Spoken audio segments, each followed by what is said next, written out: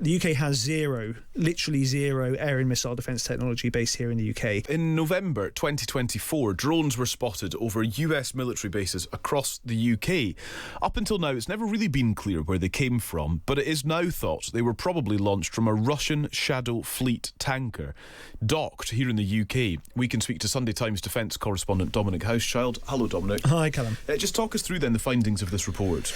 Well, as you say, this all goes back to November 2 years ago. Your listeners may recall that there was an incident wherein some unidentified drones were spotted flying over British air bases in the UK, many of which were housing American fighter jets. It also included bases in Europe and European sort of commercial aviation sites, airports that caused a lot of disruption at the time.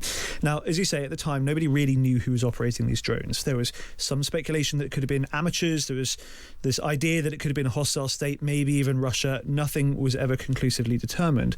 But what's happened today is that a group of experts from the International Institute of Strategic Studies, which is a think tank based here in London, have analysed the movements of several Russian Shadow Fleet tankers and determined it's very likely that these spy drones were launched by Russia from the Shadow Fleet in order to spy on the UK and our European allies as part of a covert espionage campaign. Wow. So before now, had there been evidence that the Shadow Fleet was engaging in sort of large-scale surveillance of this nature?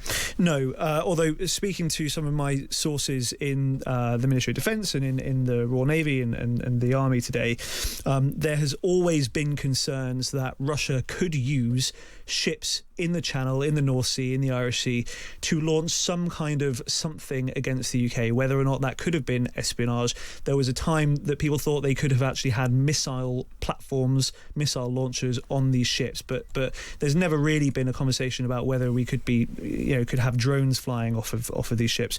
You may recall last year there was this Operation Spider's Web in Ukraine, where Ukraine transferred a load of drones into Russia on the back of lorries and ended up flying them out and destroying a load of Russian military hardware. That sort of certainly sharpened their minds, but still the sort of this espionage never really came to mind. And always in these conversations we have to consider how the UK government actually responds to this. Just a couple of weeks ago we were reporting that for the first time there was this sort of the boarding and the detention of a Russian Shadow Fleet vessel.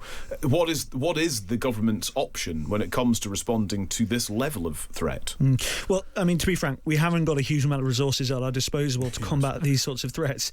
As you just mentioned, UK forces did board a Shadow Fleet tanker earlier this month. It was the first time that the UK had done it, despite the fact that I think roughly 300 Shadow Fleet tankers had moved through the English Channel since the start of the year. But in terms of defending ourselves from these drones, the UK has zero, literally zero, air and missile defence technology based here in the UK. Yeah. I think we have some for our troops stationed overseas in Estonia, but there is nothing here for homeland defence. There are a couple of weapons we have to shoot down, sort of larger kamikaze drones and missiles heading to the UK, for example, Typhoon fighter jets, but that would be really prohibitively expensive and inefficient to use these against sort of these tiny first-person FPV drones. The UK has just said it will invest in what's called integrated air and missile defences for the homeland.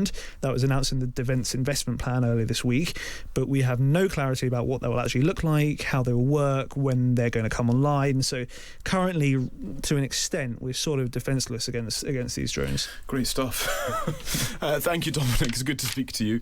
That is Dominic Hauschild, Sunday Times defence correspondent. Let's welcome Andrei Soldatov, Russian security expert, to the programme. Andrei, good afternoon.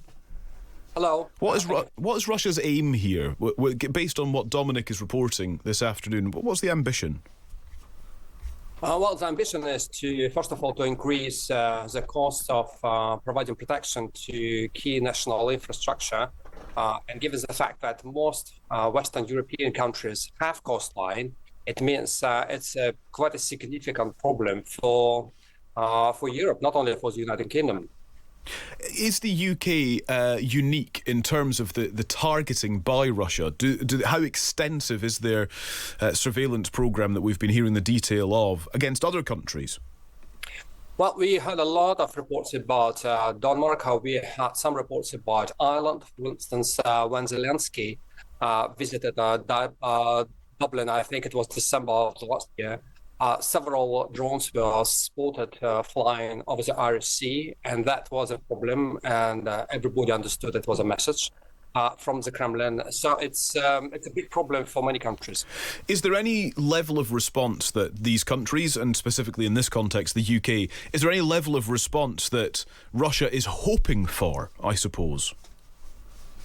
Well, I think it's because it's so complicated. It's on the one hand, it's about increasing the costs. On the other hand, it's about sending a message, and in every particular case, it's about a particular message. As far as I see right now, we don't see a very good response from European countries. The problem is that you need to find a pretty good pretext to arrest a vessel.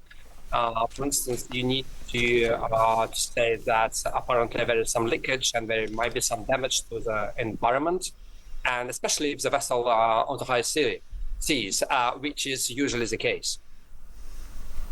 I think that's correct. And just to add something, on a practical level, this is also about espionage and intimidation.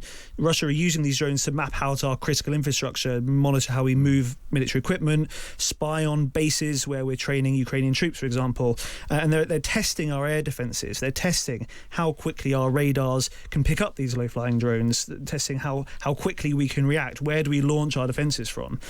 So you're certainly right. It's about sending a message to our doorstep.